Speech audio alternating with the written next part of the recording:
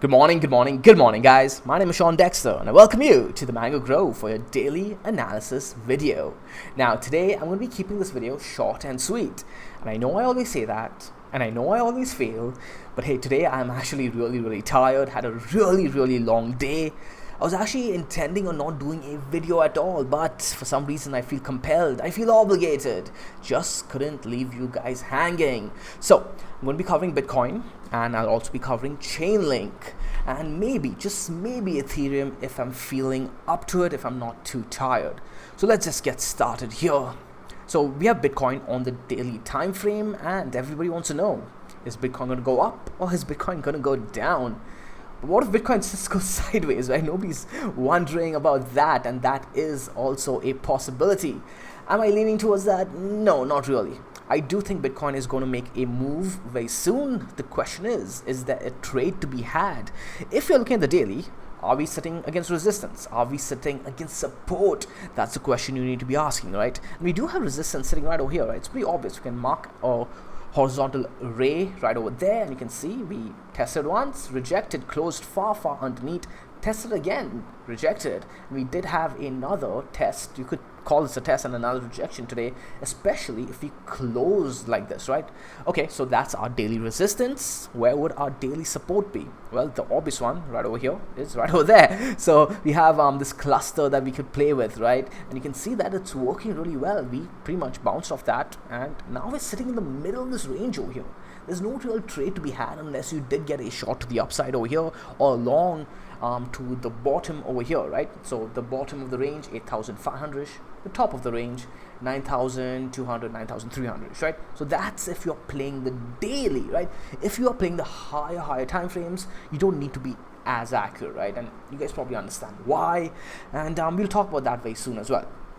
Okay, so if we break to the downside, right, that is the question. Where are we going to come to? How far down does Bitcoin go? That's the question everybody is asking, and that's actually making me lean towards Bitcoin breaking to the upside, because everybody wants to know how far down Bitcoin can come.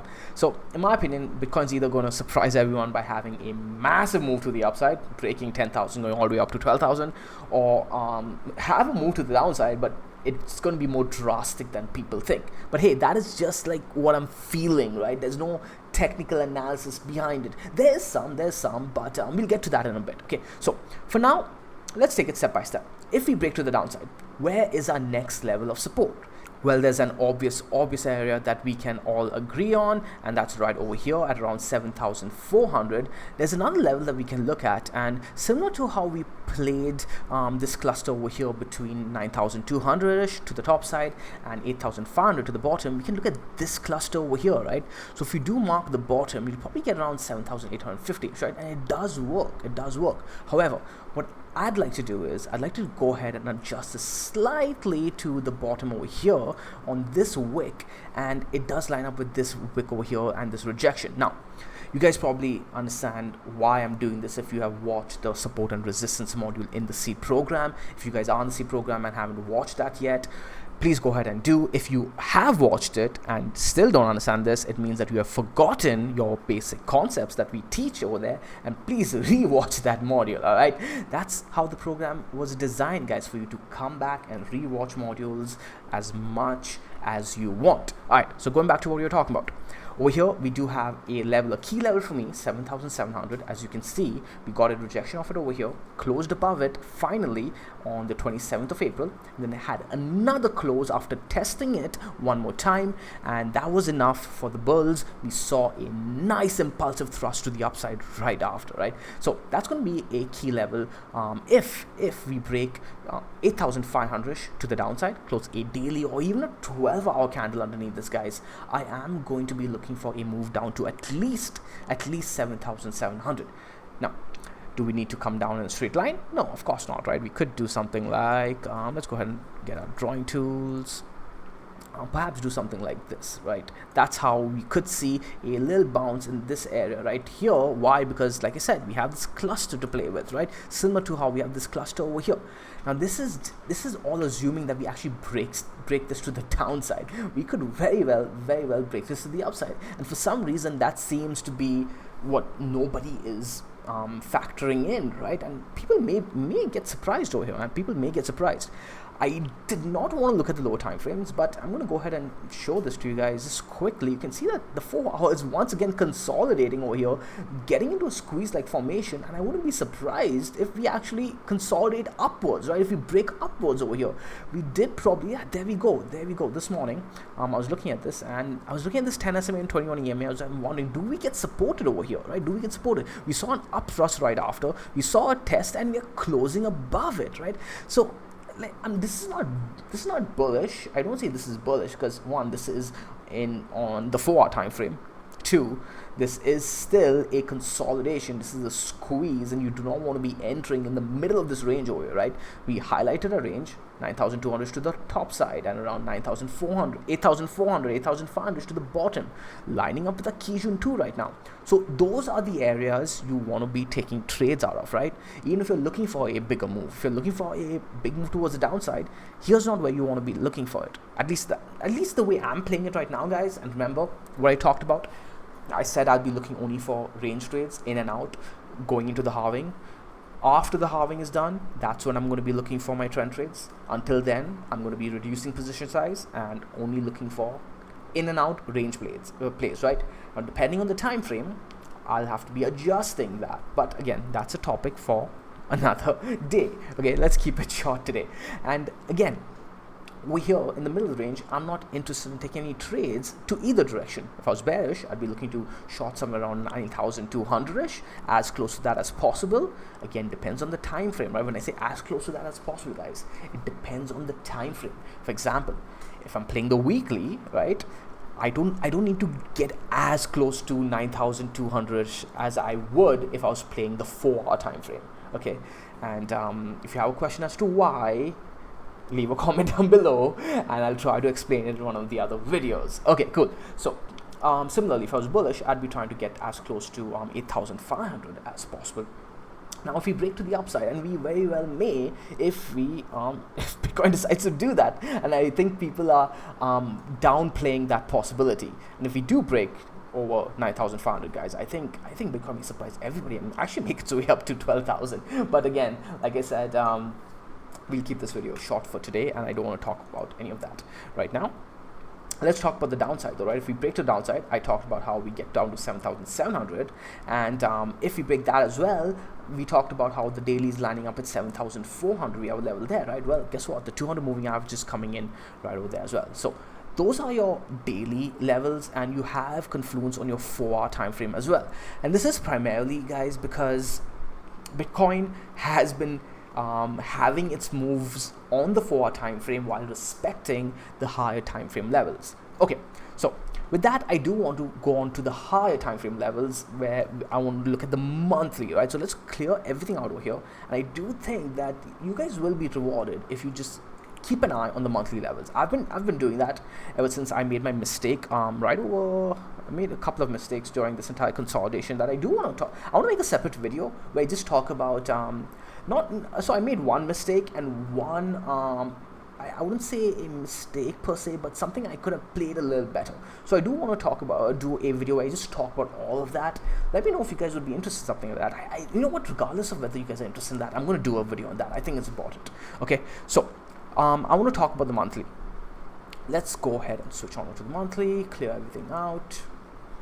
And if I was playing the monthly and doing the same thing we did on the daily, and we're just marking out levels, how would I be doing it right now?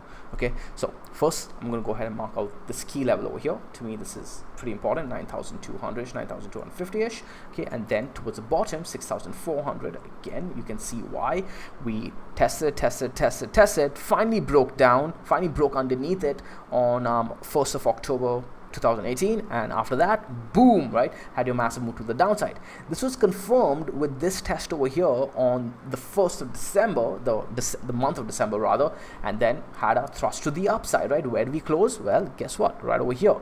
So again, on the big coronavirus month, we broke into the major support region over here at 6,400 during the month, but we closed into it, right? And if you guys do remember, this was the big clue that we had going into the month of March as well as April, right? going into the month of April, because March closed like this, and we said, hey guys, so the last 2 days of March, we were like, okay, the big clue for us is going to be 6,400. If we can close about 6,380-ish, 6,400, we know that, hey, there's going to be hope for Bitcoin. Not just hope, but strong hope. And then after that, we were looking for further clues, and we got those clues on the weekly, etc. But this is what I mean by, if you were keeping an eye on the monthly levels, you would have been rewarded. Now, bear in mind, pun intended, I was bearish, right? I was still bearish, because as a trend trader, you stick to the trend until you are proven wrong. But because I was keeping an eye on all these clues Bitcoin was giving me, I was able to mentally prepare to pivot as soon as I got the right signs. Because all of you know, if you've been following Mango for a while, you know that as easy as all of this is, it's you that makes it hard, right? It's your mental state that makes it hard, right? So you have to take that into consideration and do whatever you can to make the psychology of this game as easy as possible for you. And these are the little things that nobody else talks about, okay? We talk about it over here on Mango because we understand how important it is. We understand how important it is because we went through all the pain, guys, of psychologically messing up, even though it is so simple in hindsight. It is simple in hindsight because at the time of the trade, you are psychologically not prepared for it, right? So beforehand, as the month started, I was already mentally preparing, okay, you know what, we are closing above key levels on the monthly, on the weekly, we're beginning to do it, and it's beginning to flip, but I'm going to stick to my rules, and stay with my system, stay bearish until proven wrong. But because I was mentally preparing weeks ahead of time to be proven wrong, when I was wrong, boom, was able to flip, boom, was able to take advantage of it, and now we have, we're here, right? Being wrong is okay. It's part of being a trader, guys. All right, but it's about knowing how to adapt and not let being wrong wipe your account. Right? Like I said in one of my previous videos with Krisha, one of my favorite quotes from Jesse Livermore was about how you can be profitable being wrong. Right? He said this. The best thing about being wrong is being profitable after being wrong. Right? So let's go back to talking about actual trading now. So we have a top of a range over here at 9,300-ish, and the bottom of the range right over here at 6,380 is 6,400. We can go ahead and adjust this slightly. Okay, right over there, right? So 6,380. There you go. Perfect. Okay.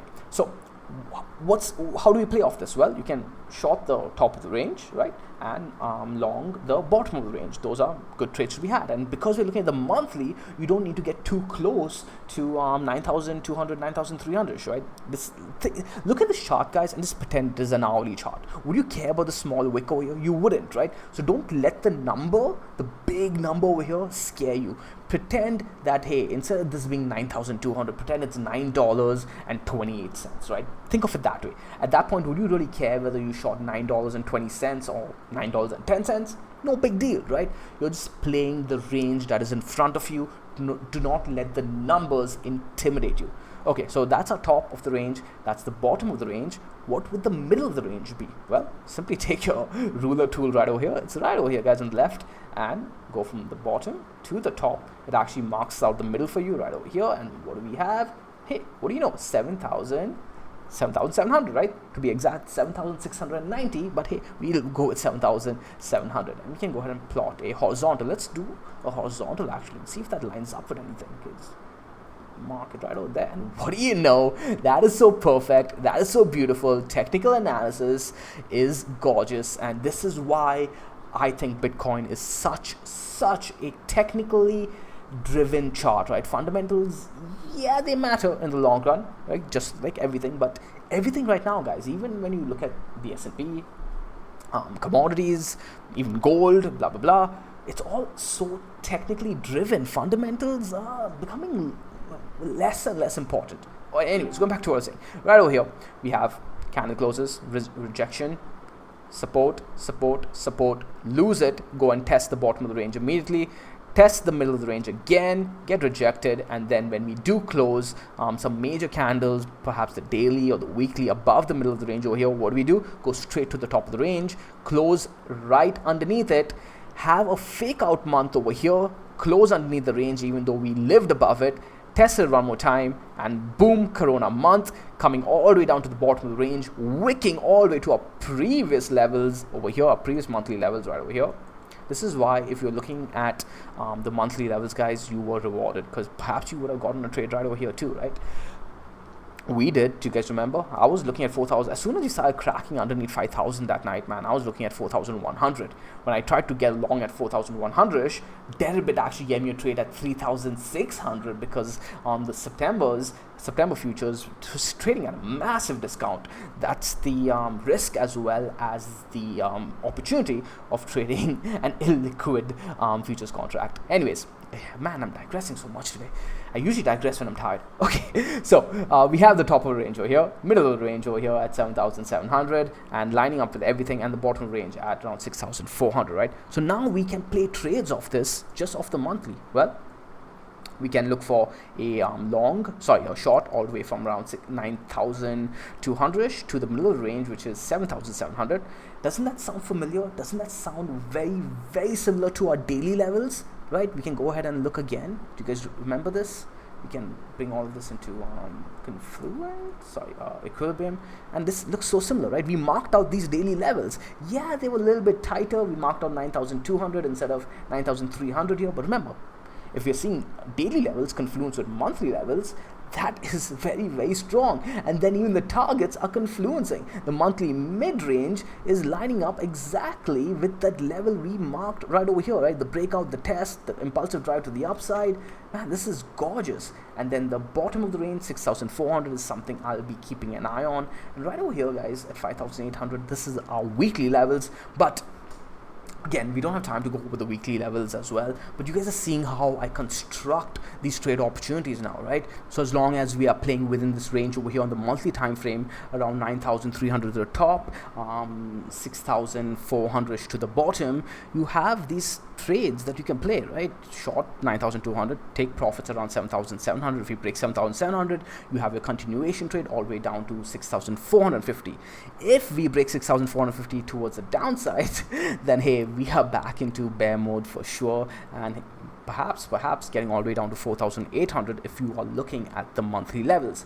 But we do have some weekly levels to contend with as well. Don't want to talk about that today. We'll address that if we do get there.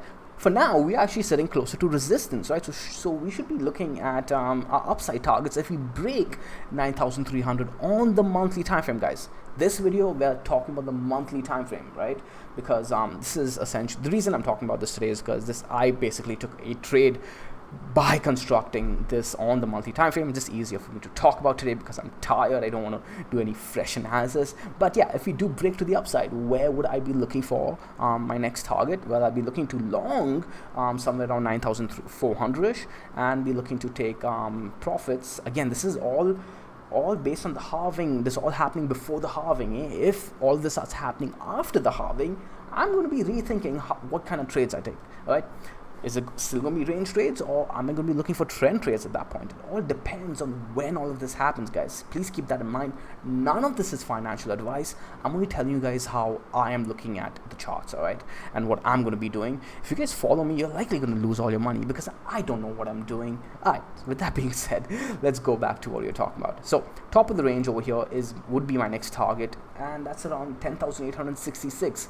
Even though this doesn't look like much of a move, we do have a 1,500 move on our hands over here, and this is only if Bitcoin actually does see a rejection over here immediately. You're likely going to see a wick up to around, I wouldn't be surprised, 11,754. That's where the volatility starts becoming a little bit crazy, guys, and then close underneath 10,707, right? So you see, you're going to see some big moves if you actually do close a monthly candle above this level over here around 9,400. I'd like to see a convincing close.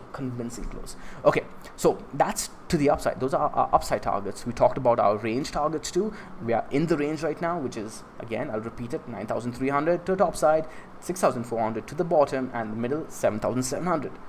For all you know, guys, Bitcoin could simply just range, right? This is what would, I think, frustrate a lot of people as well before we actually break out. And yeah, keep that in mind as well. We could go up, we could go down, we could also go sideways. So that's Bitcoin. I was supposed to keep this video short, failed miserably. Let's go ahead and talk about Link. And Yeah, so Link, I'm pretty much still in this trade. Oh yeah, you guys are probably more interested in Link USD, eh? Should we start with Link USD? Well, okay, so just quick update on my Link BTC trade. Nothing to update you guys on. It's still in this trade. It's pretty much gone sideways. We did have a upthrust over here, but nothing to. I did get kicked out of some of my trade over here because we did close above this level, about 4,200, basically this horizontal.